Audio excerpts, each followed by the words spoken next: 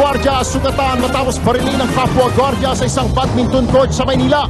Barilan, nasaksihan pa mismo ng mga estudyanteng nag-exercise. Police Quezon City, sibak matapos harangin ang convoy ni Pinoy. Amerika, suportado raw ang plano ng Pilipinas na palakasin ang depensa ng bansa sa Spratlys. China, namamakyaw na raw ng mga isda sa pinagtatalo ng teritoryo.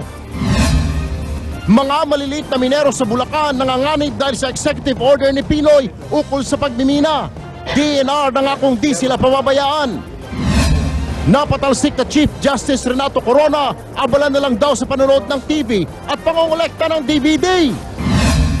Dating PAGCOR Chairman Ephraim Genuino at 3 iba pa, kinasuhan na sa ombudsman ng plunder at graft, kaugnay sa umano'y kapeng, halos ginto ang presyo noong Administrasyong Arroyo. Sa dokumentado exclusive Junior ni Pidol na nagsorry kay Shasha Padilla, ikwinento ang totoong ugat ng pinag-awayan nila ng aktres. Sa ibang bansa naman, kotse na may coffee machine sa loob, ilalabas na sa Italia. Sa Action Sports, boxing champ Manny Pacquiao, bumaba ang ranking sa listahan ng highest paid athletes ng Sports Illustrated. At NBA Legends Hall of Famers na sina Dennis Rodman, Scottie Pippen, kasamang iba pang bigating basketballista, nasa bansa na para sa PLDT All-Star Basketball Challenge bukas.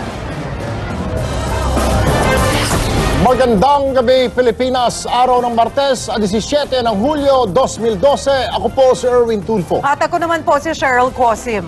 Partner, alam mo mga kapatid, na bulabog ang pagbabadminton ng ilang estudyante kanina sa isang gym sa Maynila matapos barilin ng isang security guard ang kapwa niyang gwardiya. Erwin, nanananghalian daw ang biktima nang mangyari ang pamamaril. Kaya hinala ng pulis pagkain ang pinag-ugatan ng barilan.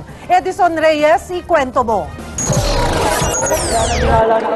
Mangiyak-iyak sa takot ang ilang guro at estudyante ng UP Manila na nagklase sa badminton court na ito sa Paco, Maynila. Nagkaroon kasi ng barilan sa labas ng mismong gym kaninang tanghali. Sangkot ang 2 gwardiya. Nervous ako. Mga dugo ang